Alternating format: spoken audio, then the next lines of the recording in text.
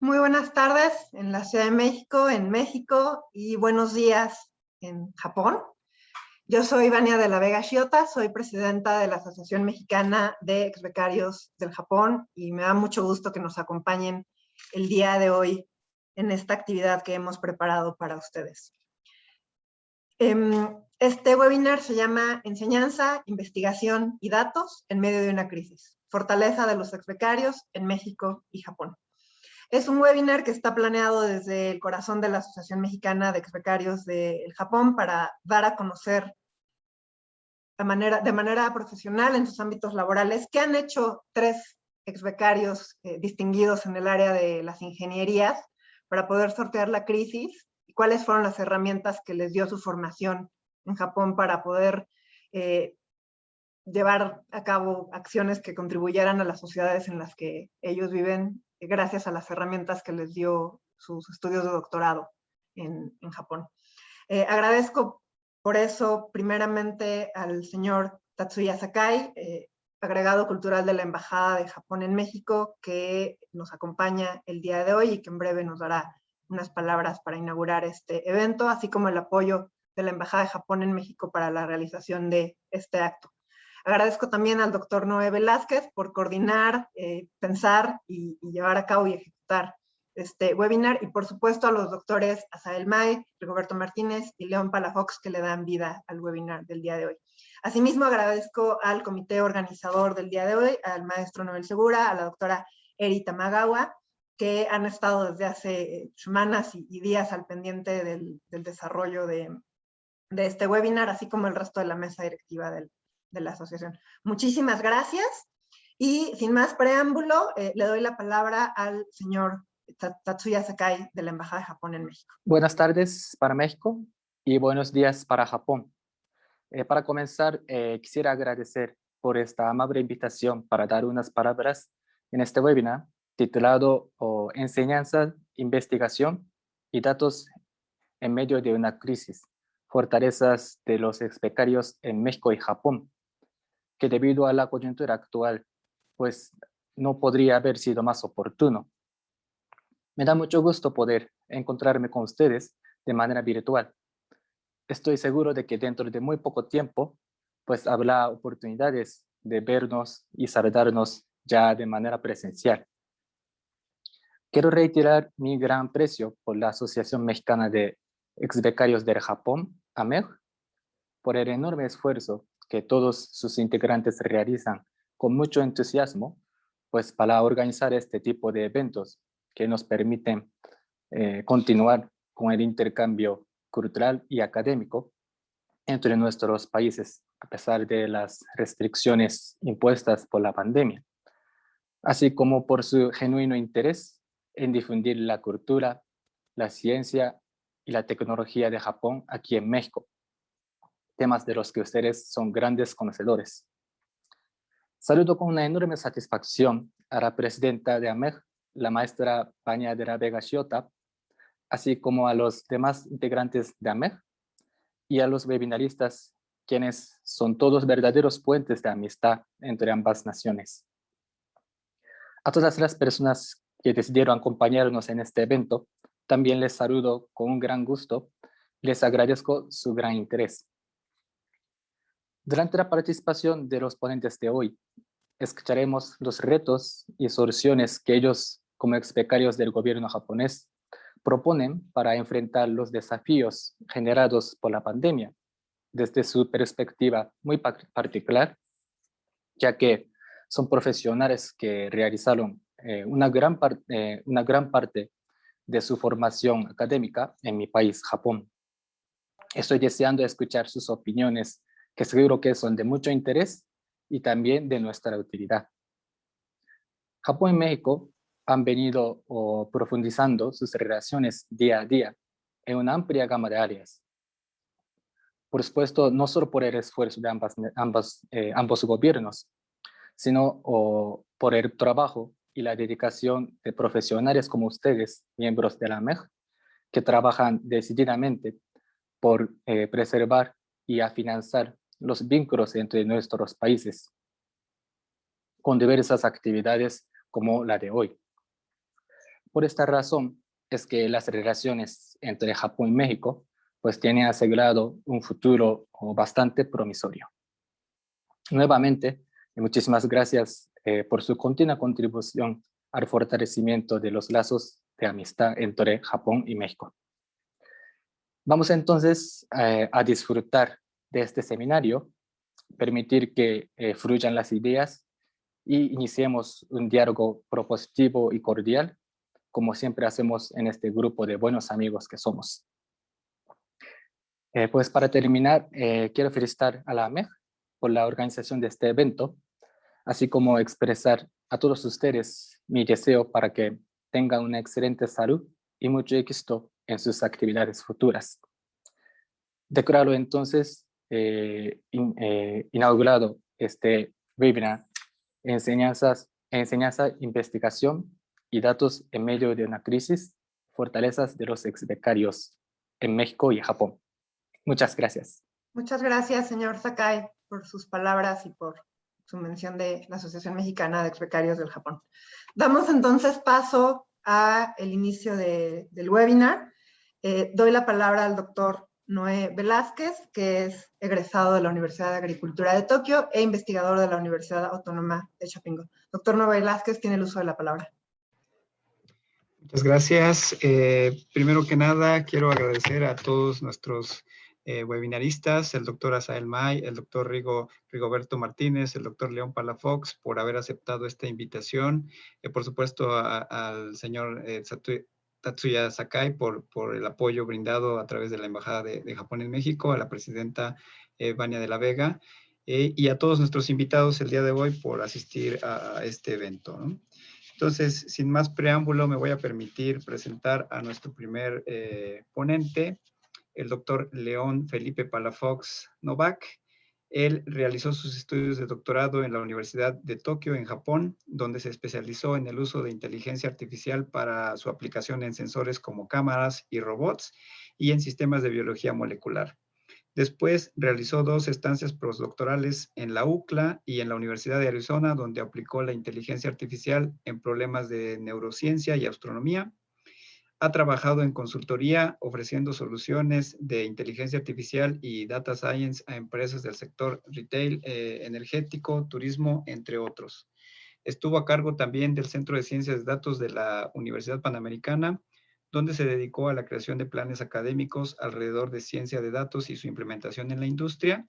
Y actualmente es director de inteligencia artificial en Grupo Financiero Banorte, donde es encargado, junto con su equipo, de diseñar todos los modelos para las distintas áreas del grupo, desde recursos humanos hasta temas como riesgos y tarjetas de crédito. Entonces, doctor Palafox, si nos hace favor de iniciar con su presentación. Perfecto, muchas gracias, Noé, muchas gracias, Vania. Muchas gracias, señor Tatsuya. Muchas gracias a todos por la invitación, gracias a todos por conectarse también a los que están aquí presentes hoy. Y voy a comenzar primero pues compartiendo la pantalla. Nada más, Vania, ¿me dice si ya se ve? Sí, perfecto. Y ya vemos la presentación y ahora ya la vemos en modo presentación. Perfecto. Bueno, a mí justamente cuando me contactaron, lo que me pidieron fue lo que justamente dijeron ahora, ¿no? O sea, cómo mi formación en Japón afectó o ayudó a cómo me desempeño yo en mi ejercicio profesional a lo largo de esta pandemia, ¿no? Que ya lleva 1 año y medio. Todavía en algunos países va todavía para más largo, ha tenido serias afectaciones a nivel mundial, ¿no? Y de qué manera, pues yo haberme educado, haber hecho la gran parte de mi vida académica en Japón, ayudó a cómo yo resolví problemas aquí en México, ¿no? Y a mí me gusta empezar con este slide, ¿no? Justamente, a mí me tocó estar en Japón en el 2011. En el 2011, en Japón, digo, ya tiene casi 10 años, hubo un terremoto muy fuerte.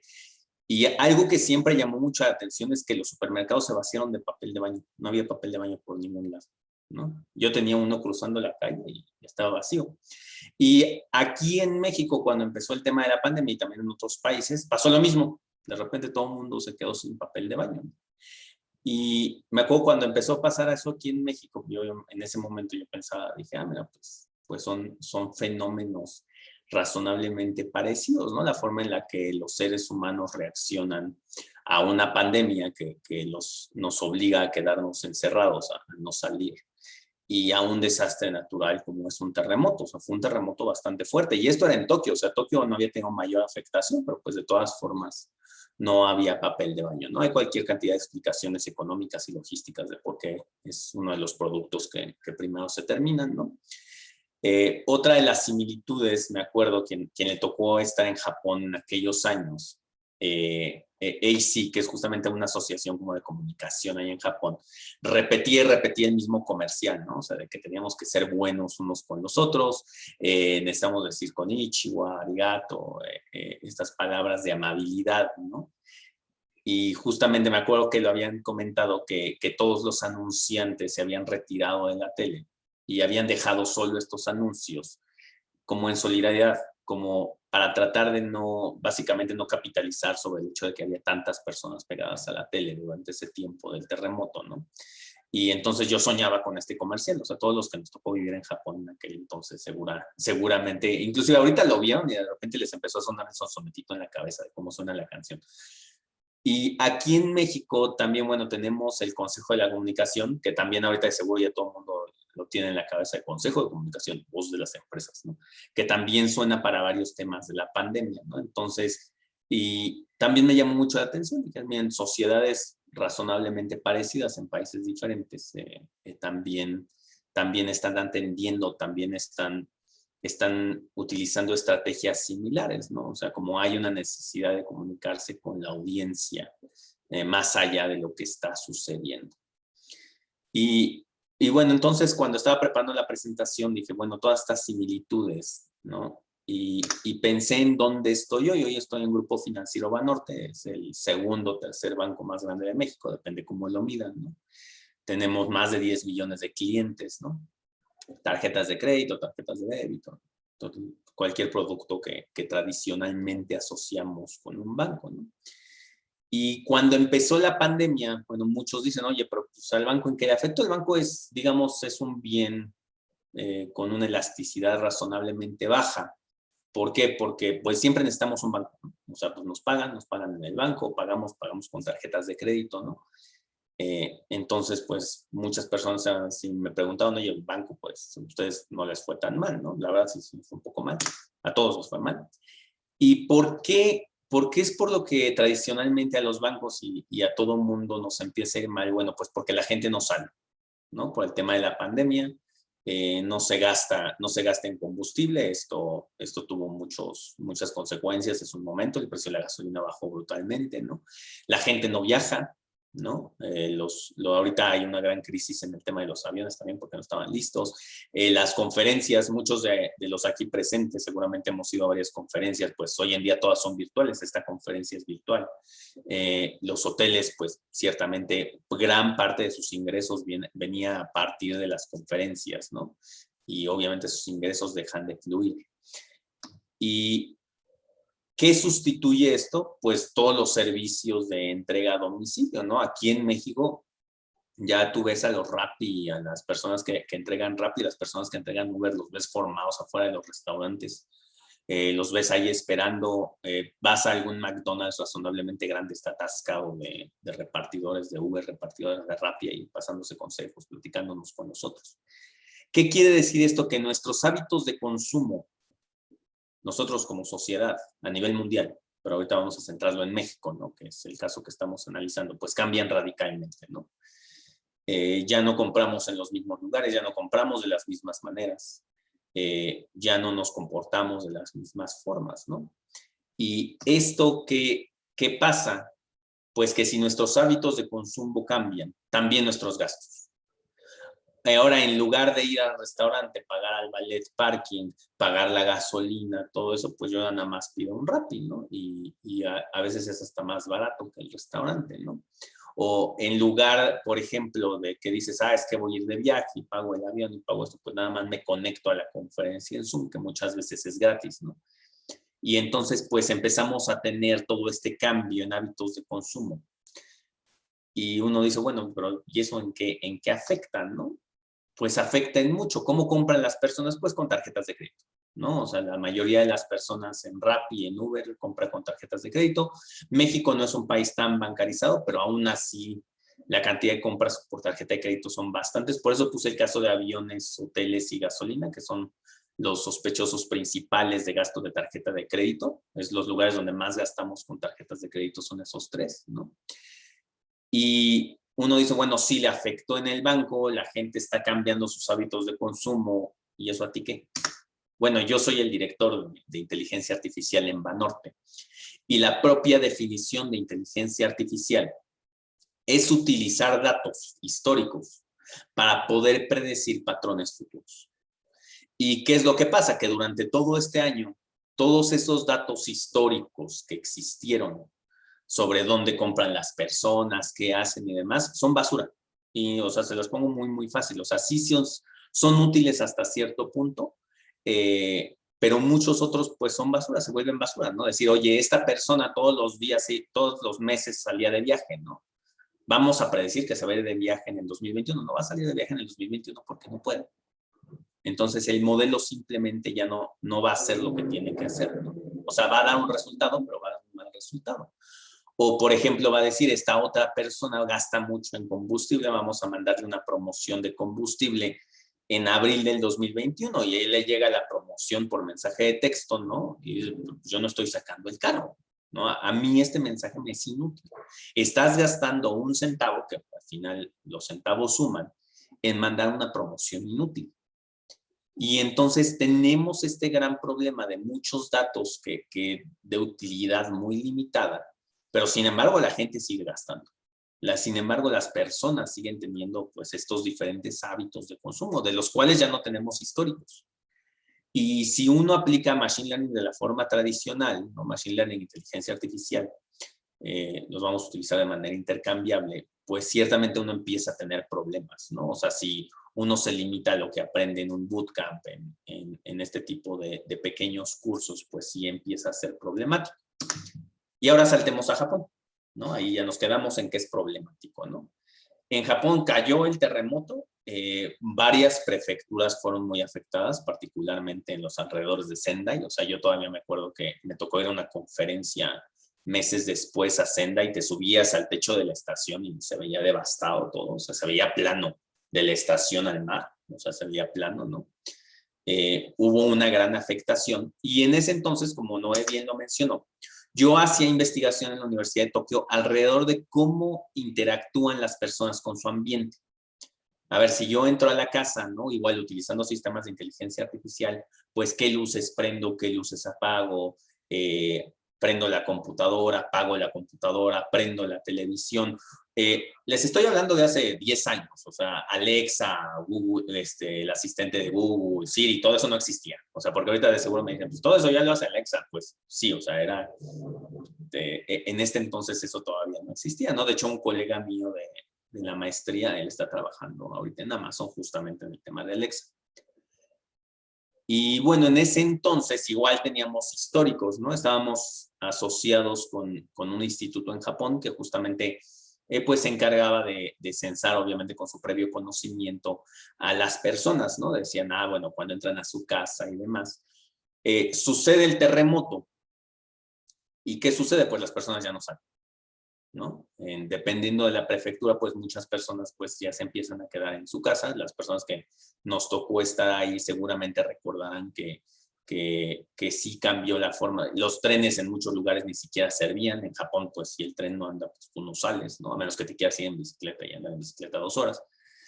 Y entonces los modelos que yo había desarrollado justamente para ver cómo se comportan las personas, esto no era una industria de investigación, entonces no tenía mayor impacto, pero pues me di cuenta que mis modelos se volvían inútiles, que mis modelos simplemente ya no se podían utilizar.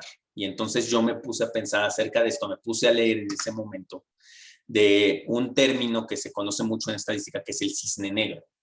que es, o sea, tus modelos de machine learning, modelos económicos, financieros, o sea, todos son razonablemente útiles y razonablemente informativos. Hasta que sucede uno de estos eventos de cisne negro, un terremoto, una pandemia, y todo lo que pasó en el pasado, valga la redundancia, no se vuelve inútil, pero sí ya se vuelve muy, muy poco informativo. Y pasa con crisis financieras, pasa con pandemias, pasa con terremotos, pasa con diferentes eventos. Y entonces, a partir de ahí, por eso es lo que yo les comento, que le debo mucho a mi formación en Japón, yo me puse a investigar estos sistemas de inteligencia artificial, estos sistemas de machine learning, cómo hacerlos lo suficientemente robustos a estos cisnes negros. ¿Qué tipo de datos podemos capturar? ¿Qué tipo de datos podemos utilizar? De tal manera que no importa que haya habido un terremoto, no importa que haya habido una crisis financiera, podamos utilizar esos datos para que los modelos sigan haciendo sentidos. Y hay múltiples aplicaciones, o sea, la plática no se trata de eso, pero hay múltiples formas de hacerlo. Yo centré mucho de mi investigación en Japón alrededor de cómo hacer un modelo de machine learning robusto a este tipo de cambios. Y entonces hoy puedo decir, por ejemplo, que en el banco muchas de las razones por las cuales nuestros modelos siguieron funcionando fue gracias a que esta experiencia en Japón me dio la facilidad y me dio más o menos la herramienta y el insight de cómo crear este tipo de modelos robustos de inteligencia artificial. Entonces sí, mucho de lo que hoy, ahora sí digamos, mucho de lo que hoy en Banorte hacemos en México como Banco Nacional se debe a lo que yo aprendí en Japón. Y bueno, con eso, muchas gracias. De nuevo, agradezco a la asociación por la invitación. A mí siempre me gusta participar en este tipo de temas. Me parece que va a haber preguntas o se abre el micrófono después, pero por el momento termino. Muchas gracias.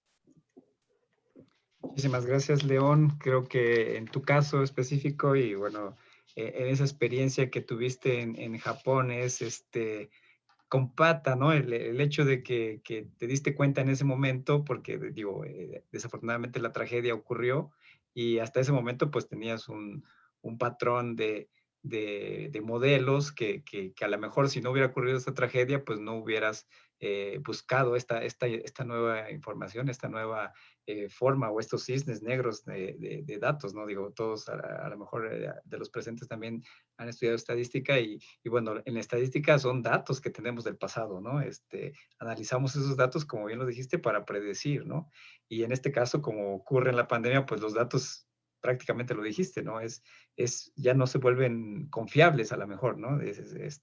Mencionaste, ¿no? Incluso basura, ¿no? Entonces, muy interesante, ¿no? Ojalá y nuestros ponentes más adelante vamos a tener un espacio para preguntas y bueno, si gustan estarlas enviando por el chat o más adelante hacerlas, ¿no? Les agradecería mucho. Entonces, muchas gracias, León. Te agradezco mucho tu participación. Vamos a continuar con nuestro siguiente ponente. Es el doctor Rigoberto Martínez Méndez. Y, él es ingeniero en electrónica con especialidad en instrumentación por el Tecnológico de Apizaco, Tlaxcala.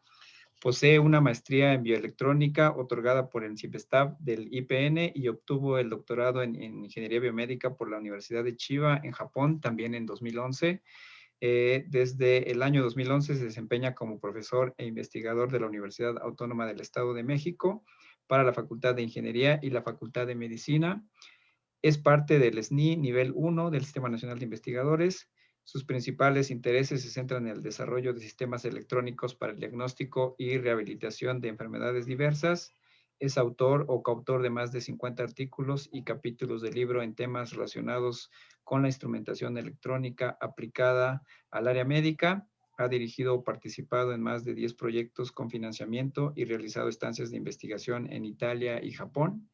Ha impartido más de 30 conferencias nacionales e internacionales en países como China, Japón, Argentina, Bolivia y Venezuela, y participó en la organización de más de 10 eventos científicos.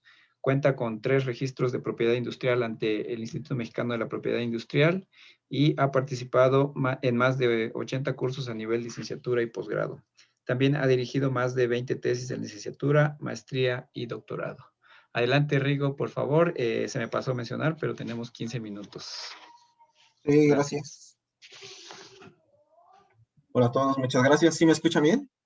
Sí, perfecto. Ok, voy a compartir mi pantalla.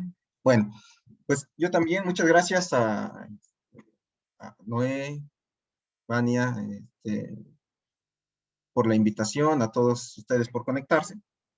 Como ya lo dijo Noé, pues yo estoy en la Universidad Autónoma del Estado de México y mis intereses principales pues es la cuestión de la instrumentación electrónica aplicada a la medicina generalmente.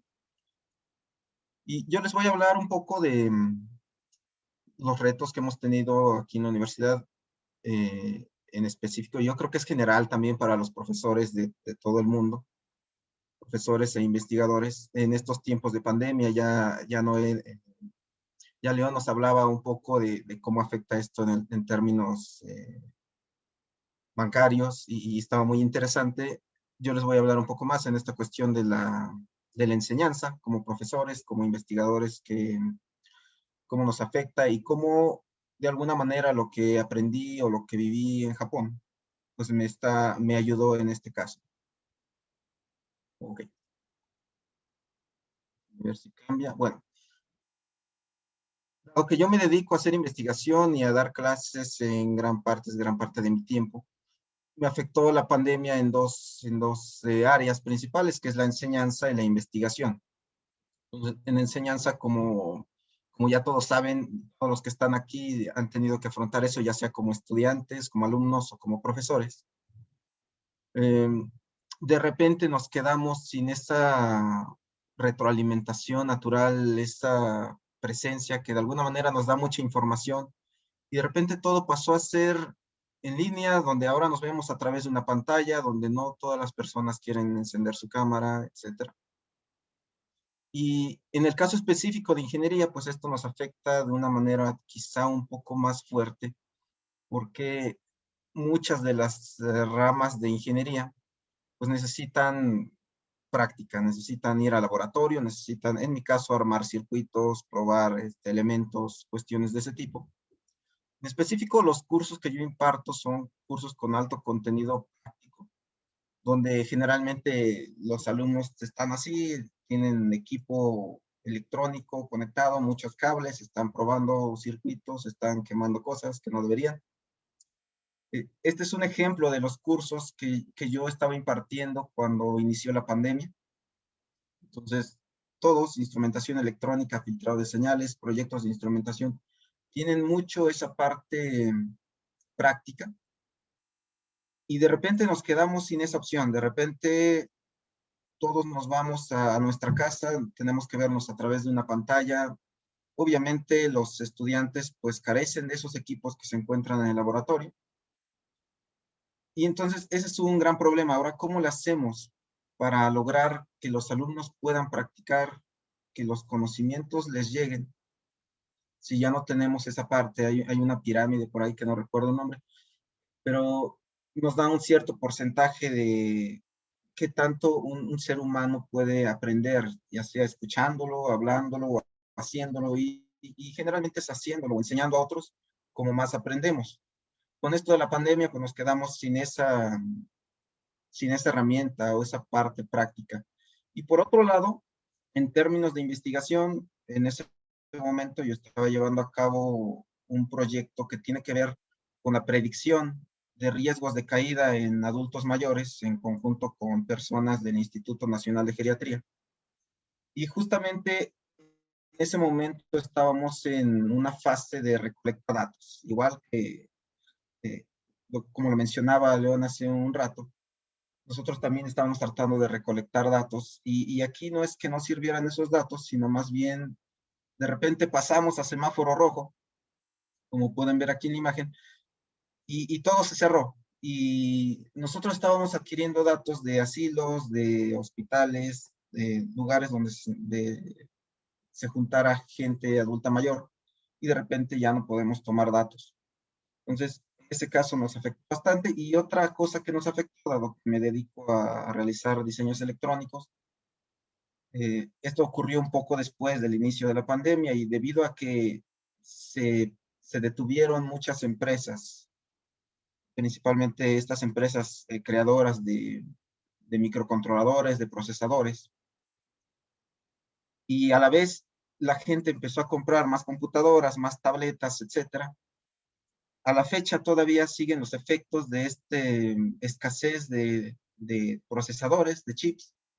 Entonces, algunos diseños que yo ya tenía en específico para adquirir datos de estas personas, datos de salud, para tratar de predecir esos riesgos de caída, entre otras cosas, pues me quedo sin esos insumos, que bueno, finalmente es lo que yo realizo es a nivel prototipo de investigación.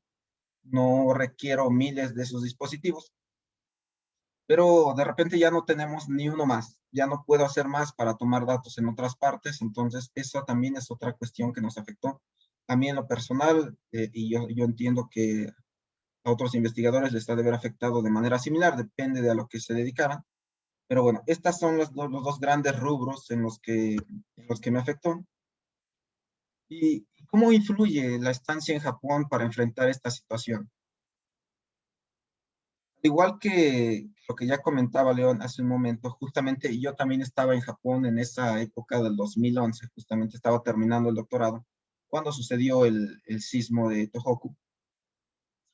Y bueno, yo creo que algo que podemos aprender mucho de la cultura japonesa es precisamente ese nivel de resiliencia que tienen, que es básicamente adaptarse positivamente a esas situaciones adversas que en Japón ha habido muchas, por citar algunas aquí, quizás las que conocemos más.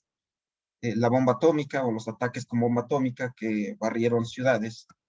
Y que a pesar de ello, en un tiempo, yo diría, un tiempo récord, las ciudades volvieron a florecer más fuertes y es impresionante, al menos en mi caso, yo que había visto estos pasajes de la historia en libros estando en México y después cuando voy a Japón y viajo por esas ciudades, en Hiroshima, por ejemplo, que ahora se ven llenas de vida, muy limpias, como si nunca hubiera pasado este evento. Esto nos habla de esta capacidad que tiene la cultura japonesa. Aquí muestro una foto del sismo de Tohoku y algo de lo que hablaba León también, cómo se ve plano después de que pasó el tsunami. Y de repente, no de repente, sino unos años después, pareciera que nunca ocurrió esto y todo queda en la mente, todo queda en el colectivo, en la mente colectiva. ¿Cómo pasó una situación como esta? Y son capaces de recuperarse y de hacerse más fuertes. Yo creo que en este caso, lo que estamos viviendo ahorita, una pandemia de estas dimensiones, pues parte lo que estaba viendo es esa enseñanza que me dejó la cultura japonesa, pues finalmente me ayuda acá también. Esto es un reto que hay que vencer y yo creo que de todos los retos, siempre si nos mantenemos constantes, si realmente los afrontamos, pues vamos a lograr ganar algo. Esta imagen que tengo aquí describe un poco eso. Generalmente nosotros como seres humanos solemos estar en una zona de confort, zona donde nos sentimos bien. Y si nos esforzamos un poco y logramos salir de esa zona y entramos a la zona de aprendizaje, y quizá nos arriesgamos todavía, una vez que salimos de esa zona y llegamos a la zona donde no conocemos, no sabemos qué va a pasar, y está la zona de pánico, pero si logramos brincar esa zona, podemos alcanzar una zona donde nos empezamos a superar, nos hacemos más fuertes, nos hacemos mejores. Algo muy relacionado a esta idea sucedió con esta cuestión de la enseñanza. Desde hace varios años en la universidad donde yo trabajo, estábamos tratando, se tiene un plan de hacer cursos a distancia. Entonces, estaban tratando de convencer a los profesores de hacer esos cursos a distancia, preparar sus materiales para enseñar de esa manera.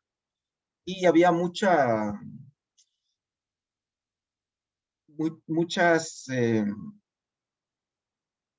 ¿cómo diríamos?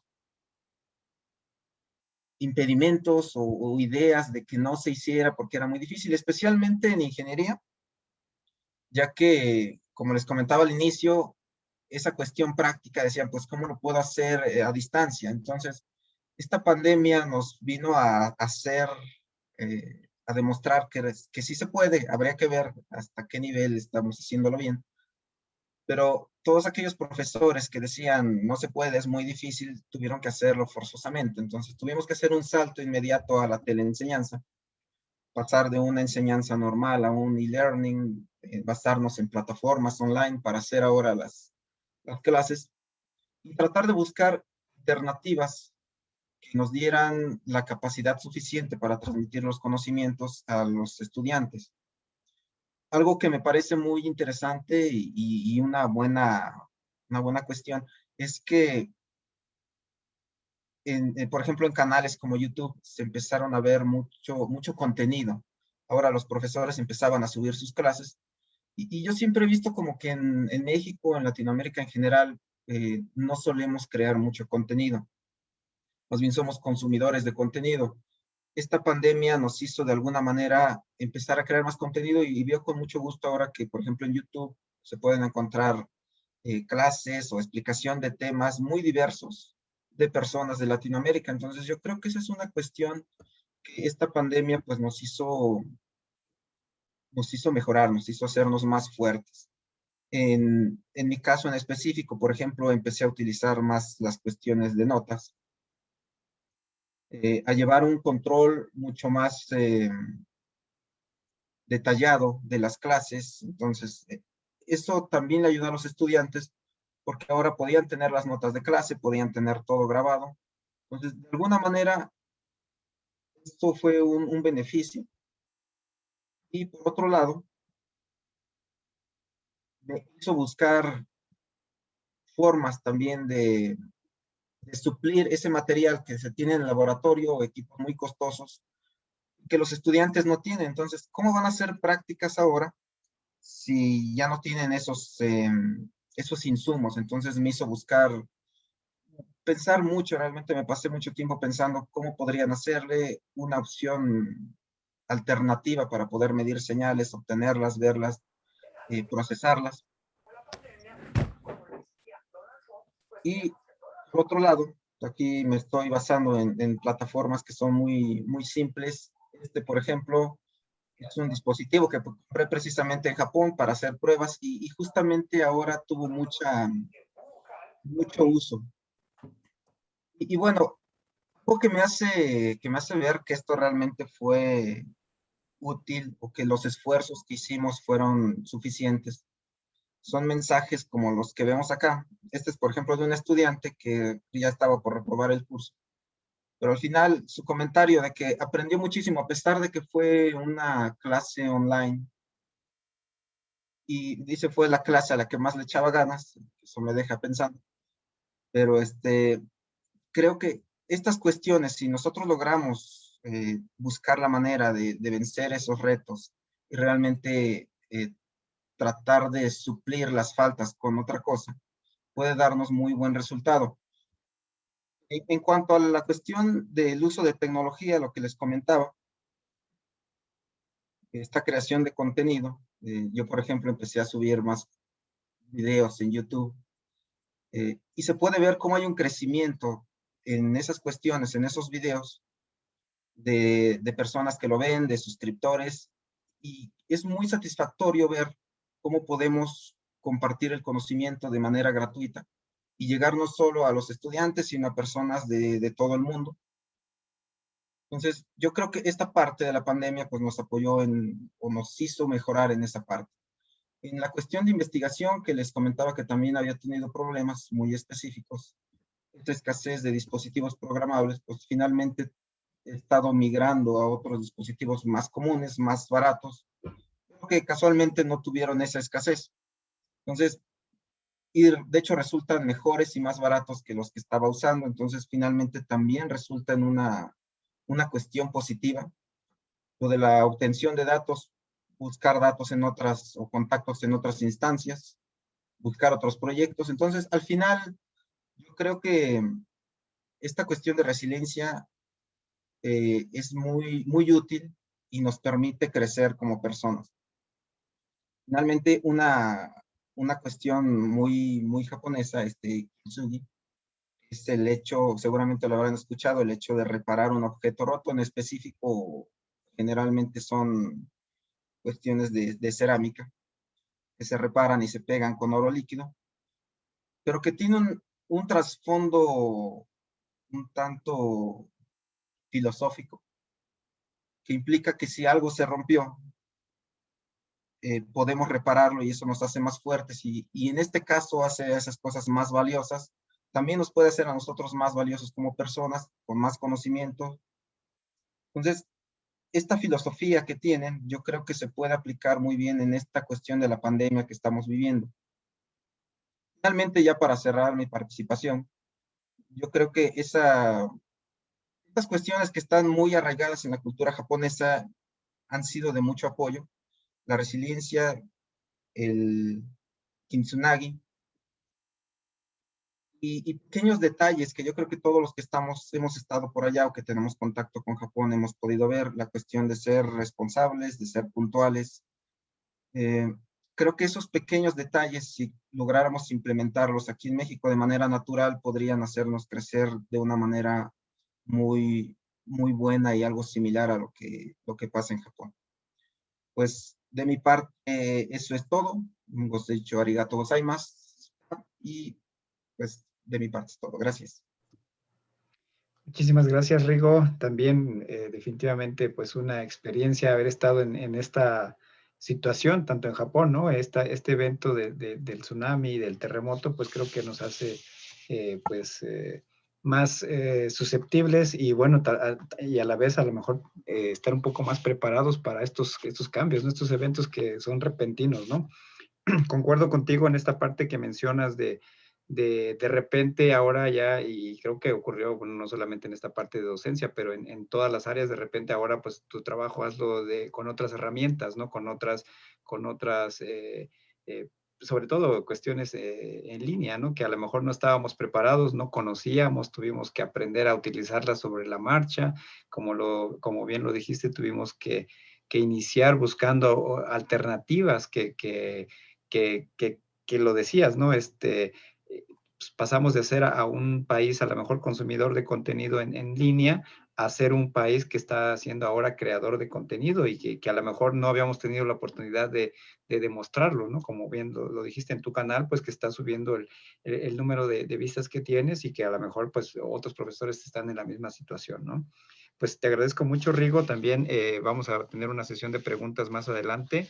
Y para que si las tienen, por favor, nos hagan favor de ponerlas en el chat o de manera presencial más adelante, ¿no? Vamos a pasar ahora con nuestro último ponente. Él es el doctor Asael May Cuevas. Él realiza actualmente el postdoctorado en el Departamento de Ingeniería Ambiental y de la Bioproducción de la Universidad de Agricultura de Tokio, Tokyo Nodai, en Japón. Forma parte del proyecto SATREPS entre Tokyo Nodai y la Universidad de Djibouti en África. El objetivo principal de este proyecto es evaluar el potencial de reverdecimiento en Djibouti utilizando métodos sustentables del uso del agua. Y con este fin viaja constantemente a este país, a Djibouti, para recolectar datos, incluyendo datos obtenidos a través del uso de drones con cámaras multiespectrales. Él es graduado como ingeniero en irrigación en 2005 por la Universidad Autónoma Chapingo. Cuenta con maestría y doctorado en ingeniería agrícola con especialización en prácticas sustentables agrícolas y conservación de suelo por Tokyo Nodai. Sus áreas de investigación se enfocan en la utilización de tecnologías por percepción remota, tecnologías de la información y sistemas de información geográfico aplicadas a la agricultura y medio ambiente. Cuenta con experiencia laboral en el Colegio de Posgraduados de 2006 a 2007, en el Programa de Seguridad Alimentaria PESA de 2007 a 2009 y como profesor asistente de la Facultad de Agricultura Internacional y Estudios Alimentarios en Tokyo Nodai de 2016 a 2020. Donde también fungió como coordinador del programa de intercambio estudiantil Reinventando Japón, RJP, entre Tokyo Nodai y 4 universidades de Latinoamérica, incluyendo su alma mater, la Universidad Autónoma Chapingo. Muchas gracias, Asael, y te doy la palabra. Buenas noches, buenos días aquí en Japón. ¿Sí me escuchan? Sí, ¿verdad? Voy a compartir la presentación. Sí, nuevamente, muchas gracias por la oportunidad al agregado cultural de la Embajada de Japón en México, el señor Sakai, a la presidenta de la Asociación Mexicana de Ex-Becarios del Japón, Vania de la Vega, y al doctor Noé Velázquez, que está organizando y que amablemente me invitó también para ser ponente en este webinar. Y sin más preámbulos, también me gustaría platicar respecto a los retos afrontados durante la pandemia COVID en la Universidad de Agricultura de Tokio. A grandes rasgos, ahorita ya amablemente el doctor Noé ya me presentó. Yo voy a hablar un poquito más acerca de la perspectiva comparado con los ponentes anteriores, el doctor León y el doctor Rigoberto. Yo estoy viviendo la pandemia aquí en Japón y tal vez no tenga mucha experiencia porque por lo mismo de esta pandemia el viajar a México también se volvió difícil, especialmente con familia, así que desde que comenzó en el 2019 no he tenido la oportunidad de viajar a México. Y a grandes rasgos, egresé en el 2005 en la Universidad Autónoma de Chapingo, el mismo año también que el doctor Noé, y yo empecé a recibir la beca del gobierno japonés en el 2010. Igual que los ponentes anteriores, también nos tocó vivir el gran terremoto del 2011 aquí en Tokio. Y pues como desde que llegué aquí a Japón hasta la actualidad, ya 11 años, estoy del 2010 al 2016 como estudiante de posgrado, y ya después de titularme estuve trabajando como profesor asistente y coordinador de un programa de intercambio entre la Universidad de Agricultura de Tokio y 4 universidades de América Latina, incluyendo la Universidad Autónoma Chapingo.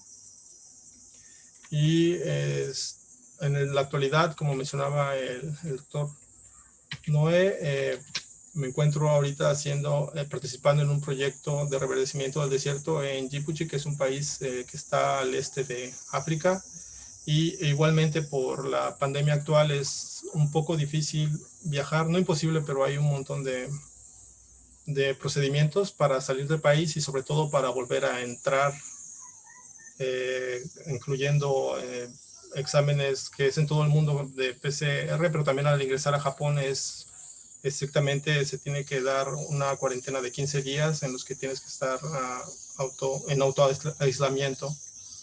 Y pues a pesar de la pandemia, pues de cierta manera sí se ha tenido la oportunidad de viajar y seguir con la investigación. Y este programa actualmente es entre la Universidad de Agricultura de Tokio, Japón, y la Universidad de Djibouti. Y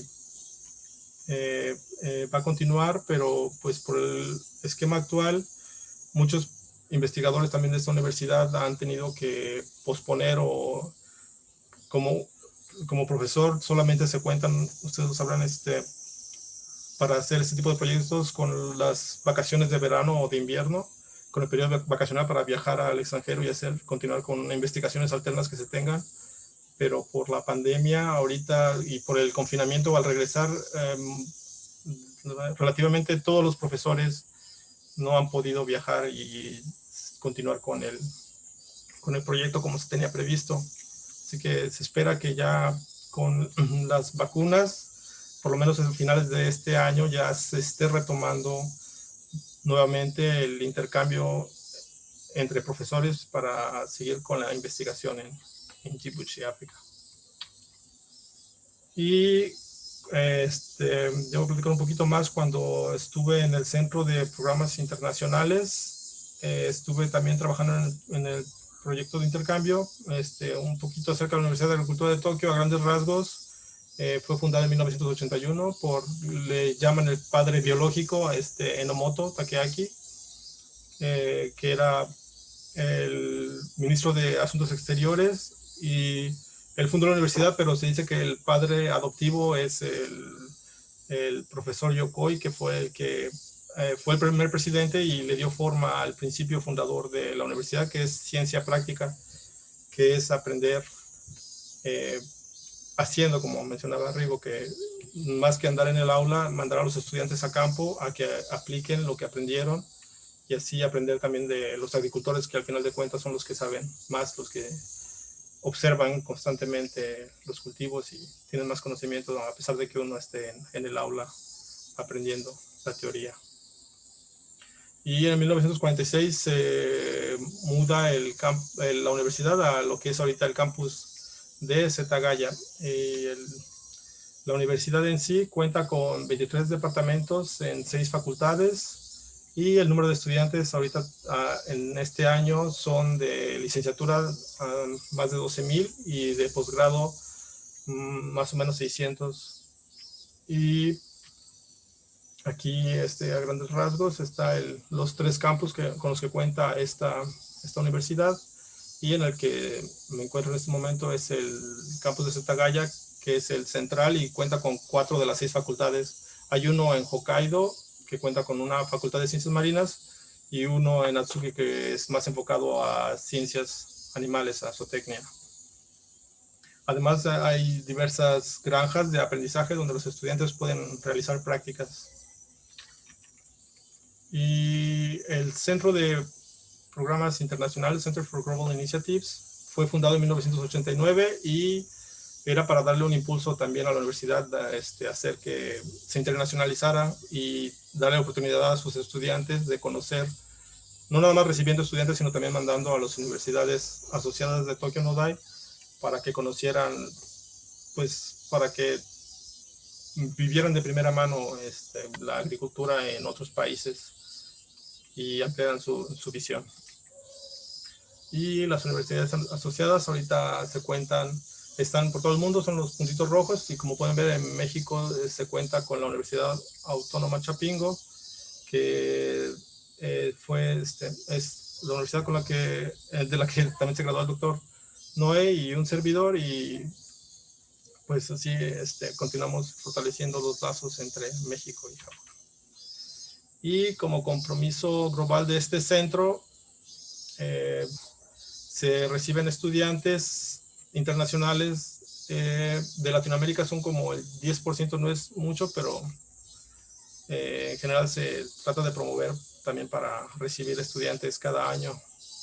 Y de intercambio por un semestre o 2 semestres se admiten alrededor de 170 estudiantes. Y la propuesta de la Universidad de Agricultura de Tokyo Nodai, ante la pandemia,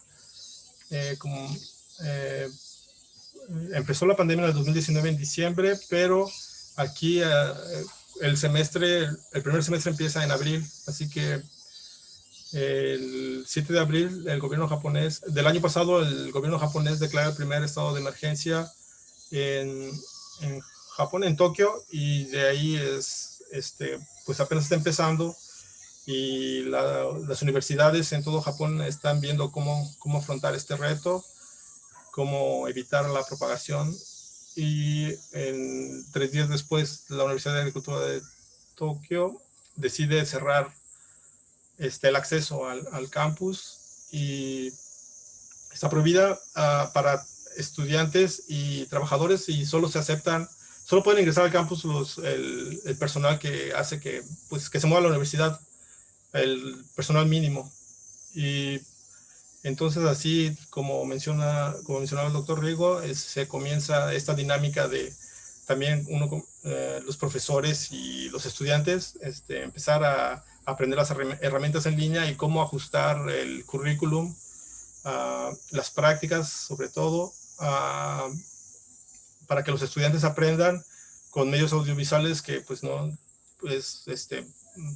la primera vez que ocurre, y pues empiezan a usar diferentes herramientas disponibles los profesores, que también hay varios profesores que pues también ya no están muy acostumbrados al uso de medios audiovisuales, y ese tipo de tecnologías también tienen que hacer el esfuerzo para aprender cómo manejarlas, cómo mantener sus grupos, dar tareas en línea, calificar en línea, un montón. Bueno, saben ustedes cómo estuvo el asunto, pero pues también tuvo el beneficio de que pues ya a partir de este año ya fue más fluido, ya no hay mucha resistencia, sino que ya es hasta común llevar a cabo webinars y clases en línea. Ya no es ya no es tan difícil como antes, pero sí costó mucho el primer semestre, cuando todos los profesores tuvieron que crear contenido en línea de sus clases y hacerlo accesible. Y en cuanto al Centro de Programas Internacionales, lleva a cabo, yo también estaba en ese entonces, a finales de 2019, usualmente en septiembre se lleva a cabo una cumbre mundial de estudiantes que NODAI es el organizador y en conjunto de las universidades asociadas, y cada año se reciben estudiantes de todo el mundo, de todas las universidades, incluyendo Chapingo también, y con ellos se hace unos foros para afrontar los temas relacionados con la agricultura, pero cómo la juventud puede proponer soluciones. Y en el 2020, en septiembre, fue clase híbrido porque pues todavía había países que era fácil viajar para Japón, pero había otros que era muy difícil. Entonces, los países que estuvieron más o menos fáciles de acceder, viajaron con todas las restricciones, y los que no, se hizo también en línea, un clase de híbrido, pero pues sí, fue un gran reto porque pues cuestiones de organización y de mantener a todos en línea, y a los que asistieron, sí, con todas las medidas de seguridad, pues sí, es todo un reto. Fue todo un reto. Y también otras áreas donde fue afectado fue el intercambio. Como se mencionaba, este departamento tenía que mandar y recibir estudiantes de largo y corto plazo, y en este caso los estudiantes, a los estudiantes de intercambio, a muchos fue difícil enviar a estudiantes, así que se implementaron clases en línea también. Y también a la recepción de estudiantes de intercambio de largo plazo, o a estudiantes que vinieron a estudiar la maestría y el doctorado, se les proporcionaba por parte de esta universidad un transporte que fuera por ellos al aeropuerto, porque incluso en estos momentos, si quieren venir a Japón, no pueden usar el transporte público porque esa es una reglamentación aquí bajo la actual pandemia, así que tienen que contratar un transporte que pues usualmente no es muy barato, y la universidad les proporciona a los estudiantes con este transporte ir directamente por ellos al aeropuerto, que está a 2 horas y media del campus de Setagaya, y también les proporciona hay una casa de huéspedes aquí de la universidad, y también se les proporciona un cuarto en los que pueden aislarse.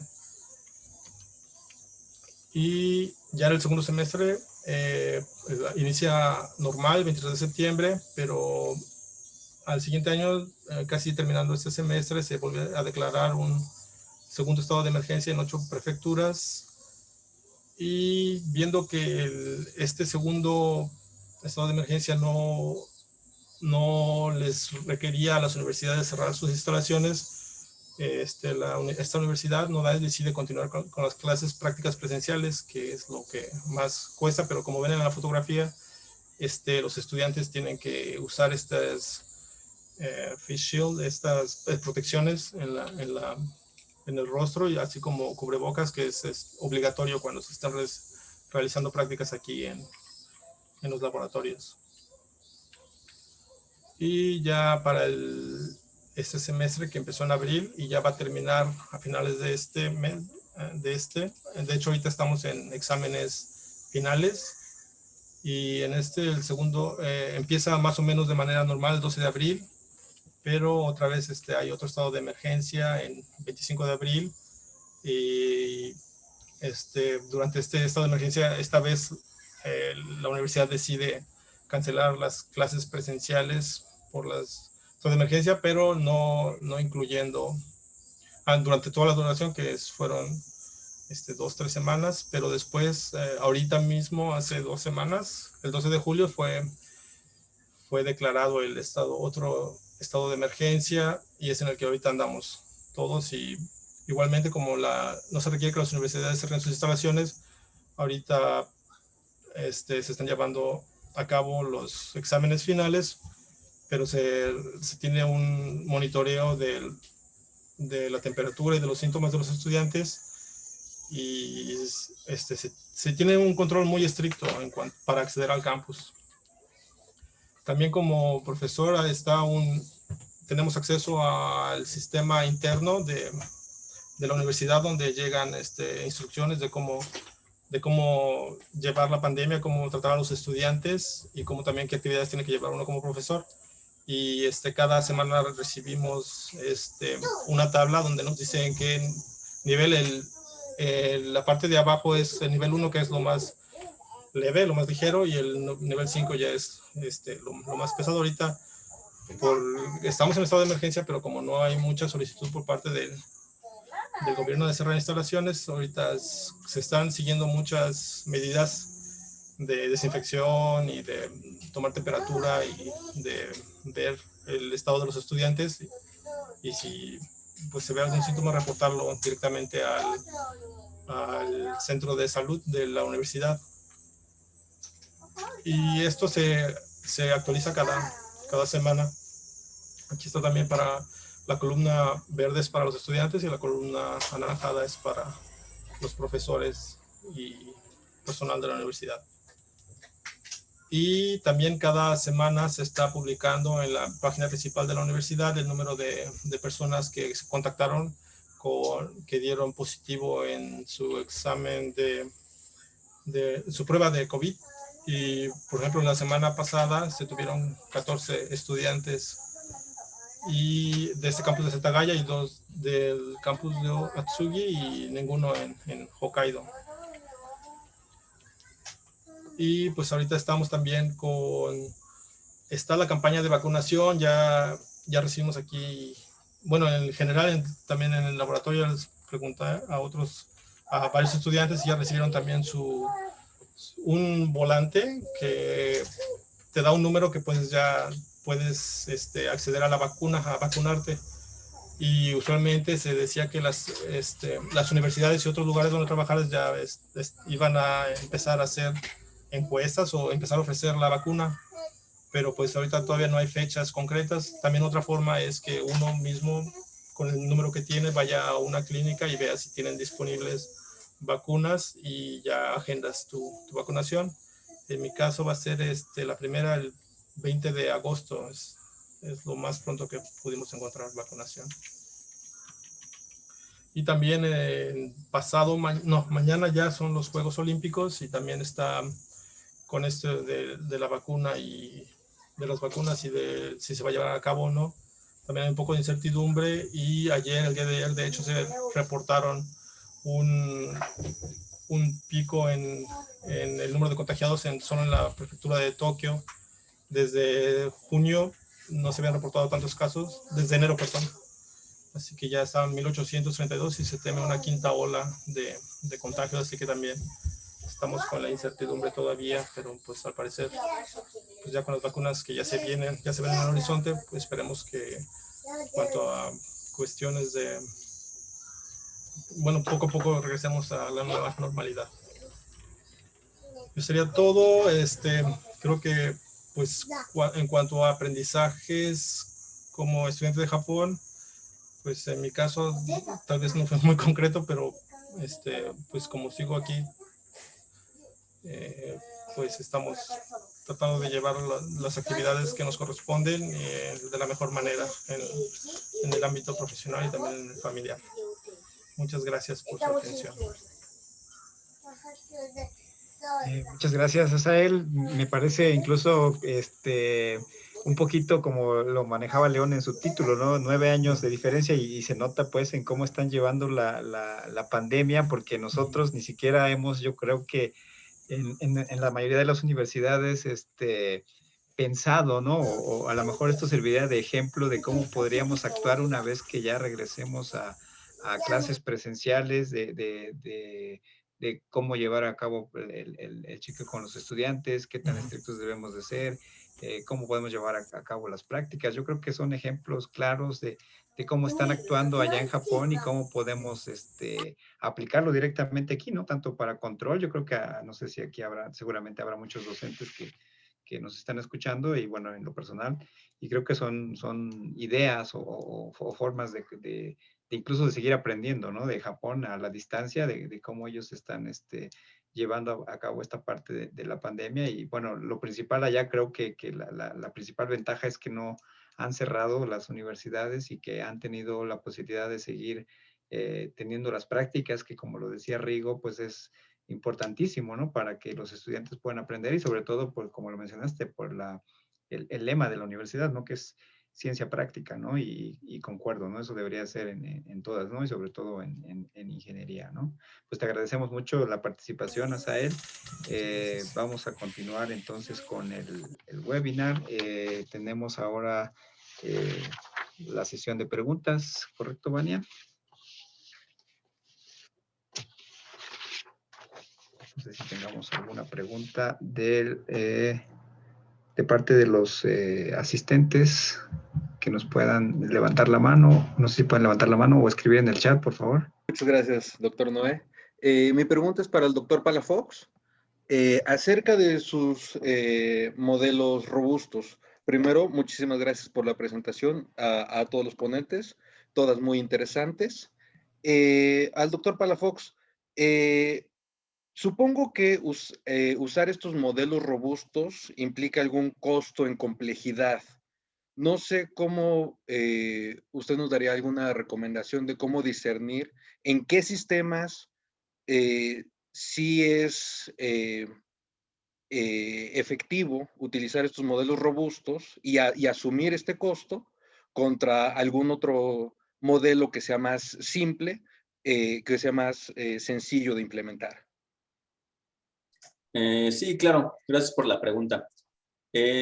Los sistemas robustos como que se recomiendan mucho más cuando sí ya tienen muchos datos históricos, o sea, realmente para no tirarlos a la basura, tipo como un banco o cosas por el estilo, ¿no? De que pues sí tienes una gran cantidad de datos, o sea, tienes toda la infraestructura ahí, ¿no? Dedicada a recabar datos.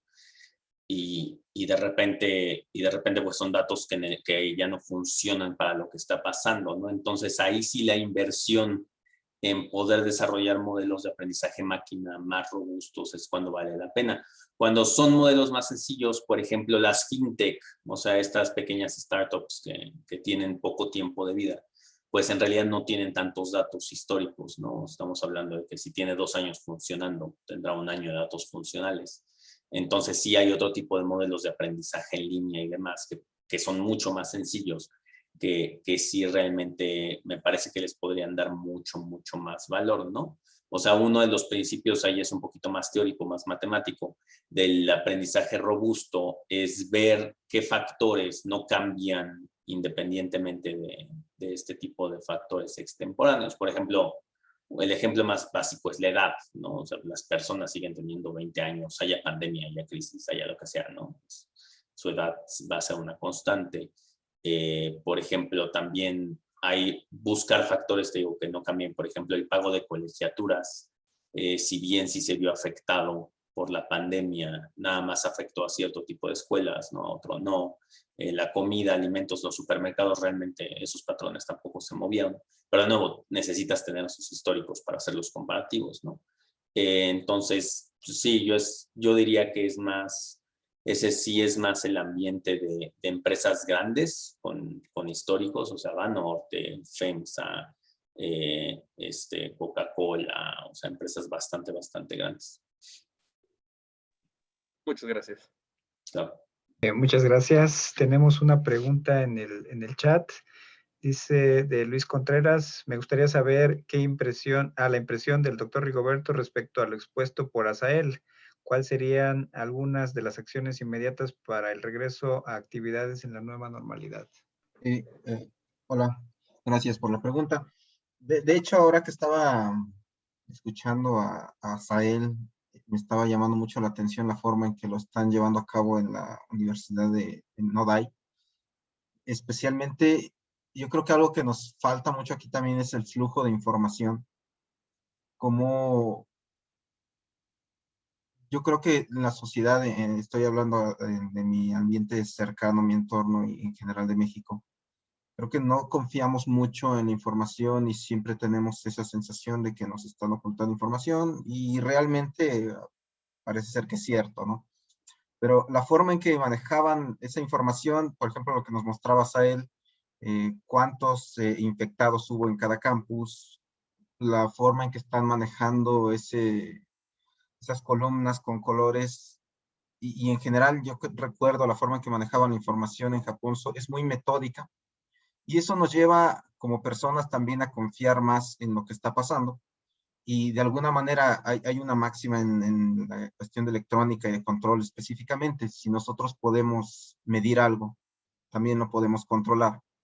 Entonces, la cuestión es aquí es, si nuestras mediciones no son adecuadas, difícilmente vamos a confiar y vamos a poder controlar esta pandemia o la forma en que nos estamos comportando. Yo creo que lo más esencial es tener esa información clara y hacerla fluir para poder tomar las decisiones adecuadas. Al fin y al cabo, esto es una especie también de modelo matemático. Si tenemos una buena información, pues vamos a poder realizar las acciones más adecuadas. Yo creo que eso es lo que nos falta aquí en México. No sé si esto responde un poco la pregunta. No sé si nos puede comentar ahí, Luis. Y mientras, bueno, si alguien más tiene otra pregunta, Leonora Arias tiene la mano levantada y Tomás Nieto después. Vania, ok. Sí. Leonora, adelante. Sí, bueno, definitivamente mi felicitación a los ponentes. Ha sido muy enriquecedor toda la información que nos han dado. Y yo quisiera preguntarles a ustedes si han visto afectados o modificados las formas de socialización que están presentando tanto en un caso los consumidores como los estudiantes en educación superior y también desde el punto de vista de la mercadotecnia o de todo esto que se maneja en la economía.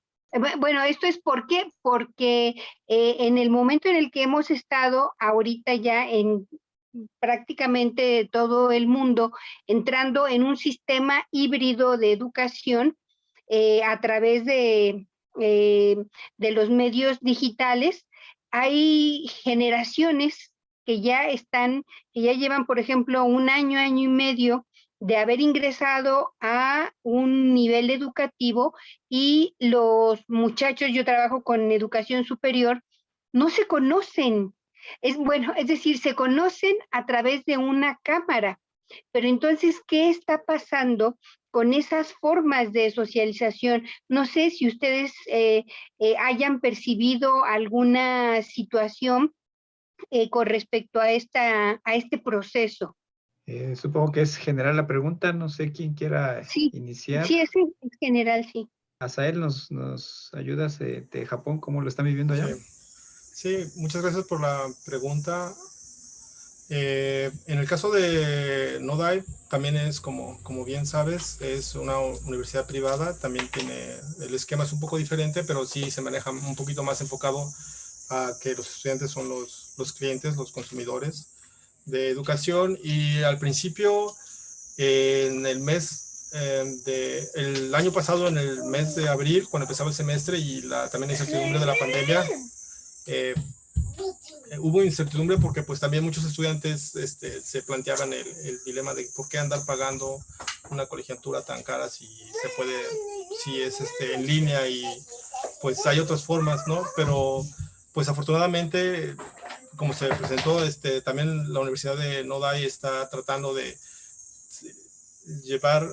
seguir la regulación del gobierno japonés, pero también tratando de plantear nuevas formas de educación, dando una porción de la teoría en línea y la práctica, que los estudiantes con todas las medidas disponibles puedan venir al campus y realizar sus prácticas, así como también exámenes finales, llevarlos a cabo en diferentes periodos. Es más trabajo para uno como profesor, pero es alargar un poquito más los exámenes o buscar otro tipo de soluciones para que pues si bien no se puedan ofrecer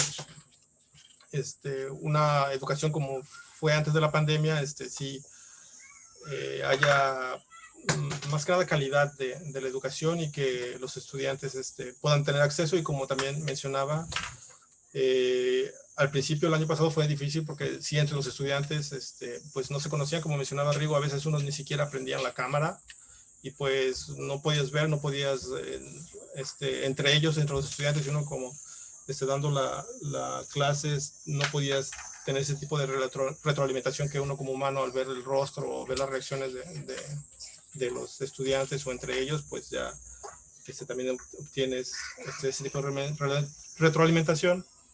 Pero pues se opta que poco a poco se vaya regresando a ese tipo de normalidad. No sé si sea suficiente la respuesta por mi parte. Muchas gracias. Rigo, y después vamos con León, por favor. Sí, para esa misma pregunta, ¿verdad? Pues personalmente ha sido bastante complicado quizá notar eso que preguntas, si hay algún cambio, seguramente hay un cambio, pero ahora como nuestra interacción con todos ellos también es en línea, es difícil percibir esos cambios. Sin duda, yo creo que es un tema de investigación también muy interesante. ¿Qué pasa a nivel social, psicológico? ¿Cómo nos va a afectar más adelante o ya nos está afectando esta pandemia? De momento, solo puedo decir que, bueno, los estudiantes pues obviamente están confiando mucho más en estas plataformas digitales, su interacción, sus cuestiones sociales propias de la edad, propias del momento en que están viviendo, es todo a través de las plataformas y se puede ver, yo creo que es algo quizá positivo, si nosotros podemos entrar e ingresar a esas plataformas, Facebook, TikTok, WhatsApp, etcétera, y entrar a esos grupos, de alguna manera podemos ver cómo están pensando, cómo la están tomando. Entonces, nos hace un poco más accesible esa información. Pero fuera de ahí, pues no tengo una noción muy clara de qué va a pasar, cómo les está afectando. Muchas gracias, Rigo. León, desde tu perspectiva. Ahí, bueno, me parece que son dos. O sea, una, bueno, desde cómo llevamos los equipos de trabajo, ¿no? De que sí es diferente, pues no tener esa interacción, ¿no? Uno a uno.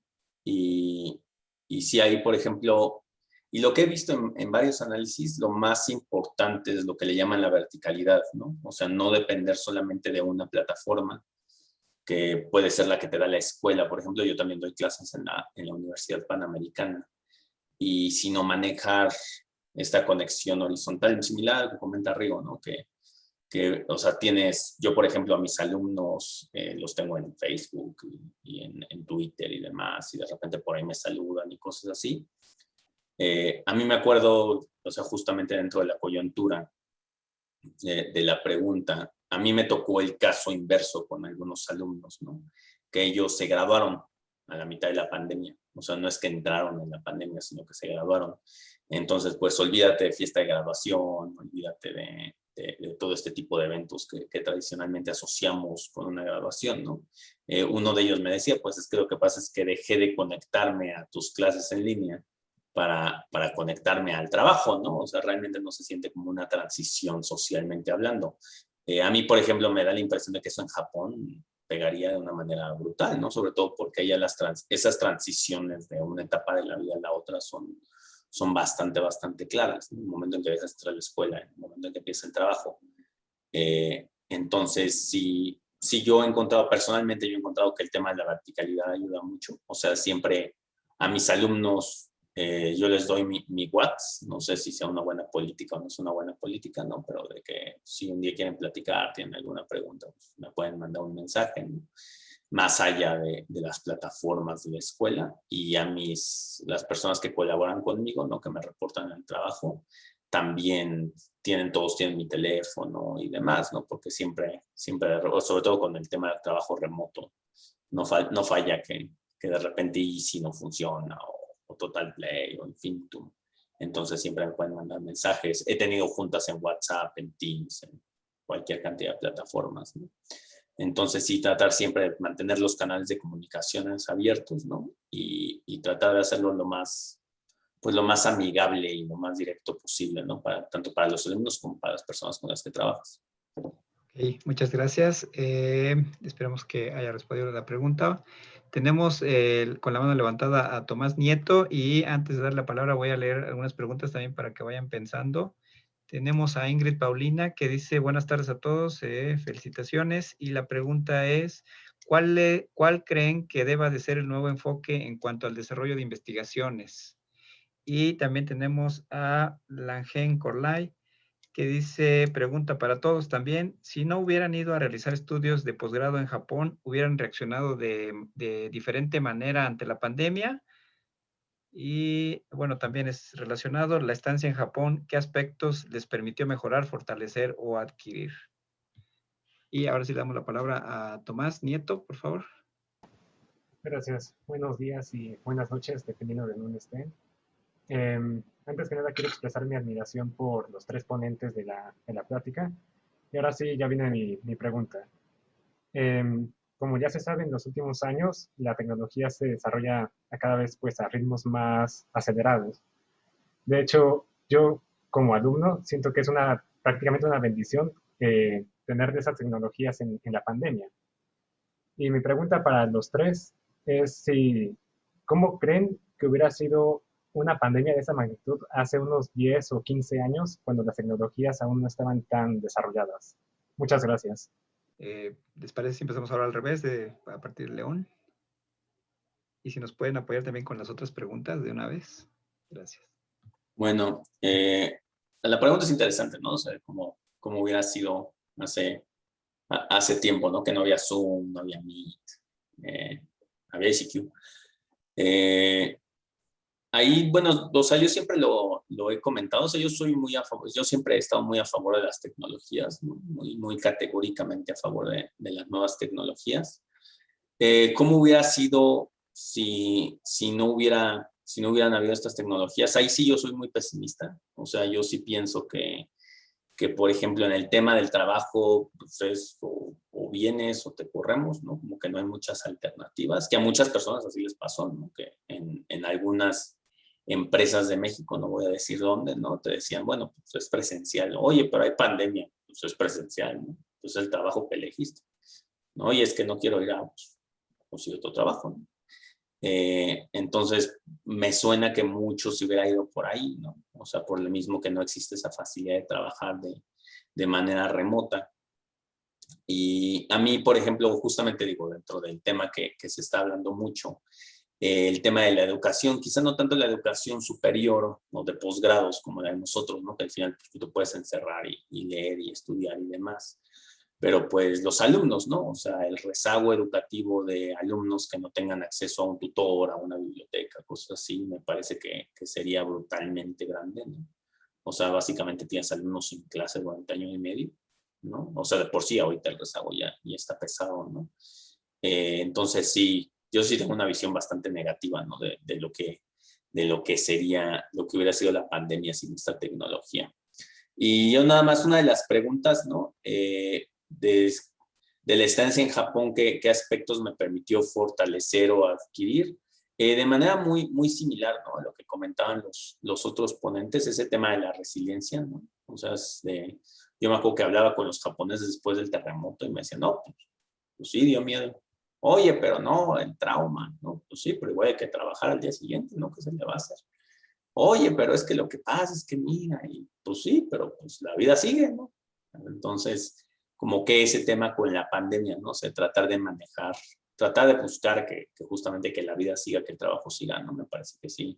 O sea, al menos a mí en particular sí me sirvió mucho. Gracias, Rigo. Sí, gracias. Pues en cuestión de lo que preguntaba Tomás, yo creo que sí hubiera sido mucho más complicado. O sea, gracias a estas herramientas creo que la cantidad de infecciones o de fallecidos que hemos tenido a nivel mundial, pues hubiera sido mucho mayor si no tuviéramos esas herramientas.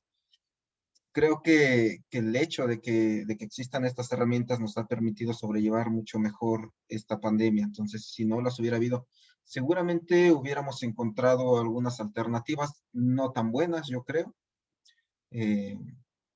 Igual hubiera sido mucho peor, pero al final yo creo que podemos encontrar alguna autorregulación. Ya la humanidad ha vivido otras pandemias antes y sin estas tecnologías ni otras que son muy comunes. Pero en definitiva yo creo que el hecho de que tengamos estas tecnologías pues nos ayudó bastante, nos hizo más llevadera esta pandemia y nos la está haciendo de hecho, ¿no? Y con respecto a las preguntas, lo que pregunta Ingrid de cuál creen que deba ser el nuevo enfoque en cuanto al desarrollo de investigaciones. Bueno, depende ahí realmente, me parece una pregunta muy abierta, al menos en mi campo, pues se requiere de todos modos el contacto humano, se requiere mucha cuestión de tecnología. No creo que se pueda cambiar mucho el enfoque como se está llevando, quizá podemos adquirir datos de diferente manera, pero yo creo que dependerá mucho, ¿no? Dependerá mucho del área de investigación. Con respecto a la pregunta del Ángel, si no hubiera ido a realizar estudios de posgrado en Japón, mi reacción hubiera sido diferente y qué aspectos me permitió mejorar, fortalecer o adquirir. Definitivamente creo que hubiera sido diferente mi reacción. Yo creo que todos los que hemos ido al extranjero, independientemente si es Japón o otro país, tenemos algunas cosas en común. Puede ser, yo considero que es la constancia y la responsabilidad. Entonces, en mi caso personal, yo creo que me permitió ver cómo puede funcionar un país cuando la sociedad se mueve de una manera un poco más homogénea. Aquí en México solemos tener muchas, podríamos llamarle personalidades o formas de comportarnos diferentes. Allá la sociedad como que es un poco jala hacia el mismo lado, ya sea por gusto, porque toda la sociedad se mueve así. Yo creo que el hecho de ir a Japón me permitió ver qué se puede hacer si todas las personas se comportan de una misma manera, tanto positiva como negativamente. Entonces, me permitió fortalecer esa cuestión de puntualidad, de responsabilidad y lo que comentaba León hace un rato, ver cómo las personas en general tienen este aspecto de resiliencia que pueden tomar las cosas negativas y hacerse más fuertes con ellas. Gracias. Muchas gracias. Asael.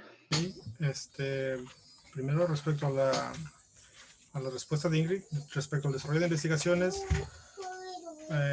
pues sí, ahorita en la universidad, en Nodai, de hecho, todavía los estudiantes tienen que ajustar sus investigaciones porque pues no es posible llevarlas a cabo sin colectar datos y salir, pero ahorita está restringido la salida al extranjero.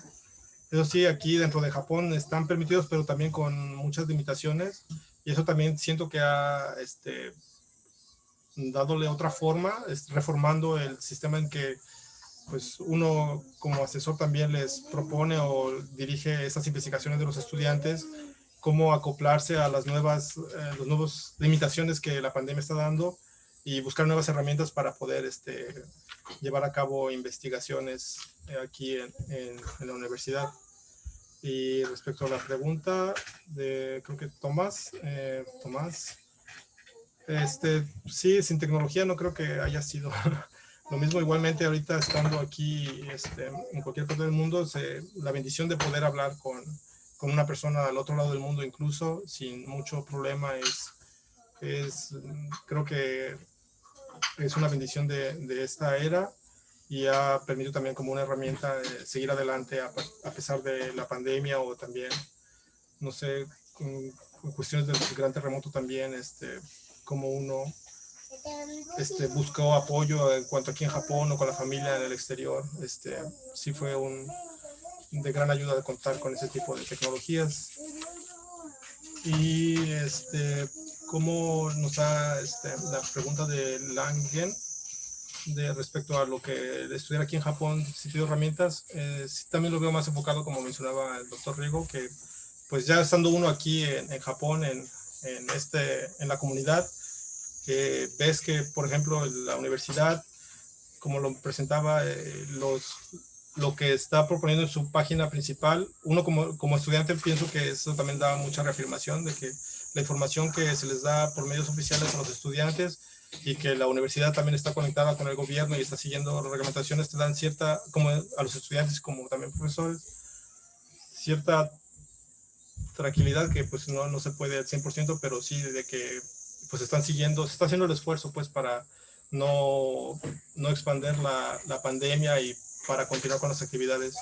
Creo que estando aquí en Japón eso es una de las formas después de pasar por el terremoto y también estar trabajando aquí, es lo que veo, que hay más coyuntura entre la universidad y el gobierno y cómo van manejando y compartiendo información, y creo que eso da un poco de seguridad, de tranquilidad relativamente. Gracias. Pues muchísimas gracias. Creo que ha sido una muy fructífera webinar. Les agradezco mucho a todos los ponentes. Me parece que todos aterrizaron muy bien los conocimientos, lo que les aportó Japón, el hecho de haber vivido pues un desastre natural como lo fue el terremoto y ahora compilarlo, compatarlo con esta pandemia, pues creo que es algo que no solo el hecho, pues yo creo que el hecho de los conocimientos técnicos, claro, pero el hecho también de haber estado en una cultura como lo es Japón y como ya lo mencionaron, pues toda esta parte cultural también tiene pues un efecto positivo al final de cuentas, ¿no? Y como lo estamos viviendo ahora, ¿no? Pues no me queda más que agradecer a todos los que asistieron por estar aquí. Les quiero recordar nuestras redes sociales de la Asociación Mexicana de Japón que están aquí en el chat, las pueden ver. Tenemos página web, es ameg.org.mx, en Twitter ameg-org-mx, Facebook ameg, Asociación Mexicana de Becarios del Japón AC, en Instagram ameg.mx y en Twitter creo que 2 veces, y serían todos. Pues un agradecimiento a todos. También quiero aprovechar la ocasión para anunciar nuestro próximo evento, que será la presentación del libro El Camino en Japón, del doctor Víctor Kerber, y presenta al autor, bueno, que comentan Fabián Bautista y Leonor Arias, también miembros de la AMEG, y modera Andrea Ábalos para el próximo miércoles 4 de agosto a las 7 horas también. El registro va a estar disponible en próximos días, al igual que en la página de Facebook de la AMEG. Vania, no sé si quieras comentar algo más. Solo agradecer a todos los asistentes, por supuesto, por habernos regalado este tiempo de su tarde o de su mañana, además día feriado en Japón. Muchísimas gracias. Evidentemente, gracias también a los ponentes. Aprendimos mucho de saber en dónde están y cómo están llevando a cabo desde su perspectiva laboral la pandemia.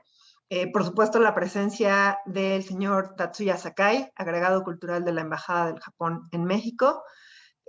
También el comité organizador de AMEG por las semanas, meses de trabajo para hacer posible este webinar, y por supuesto a ti, Noé, por todo el trabajo y la creatividad dedicado y que pues llegó a su fin el día de hoy. Mil gracias. Muchas gracias y buena noche a todos y buen día a los que están en Japón.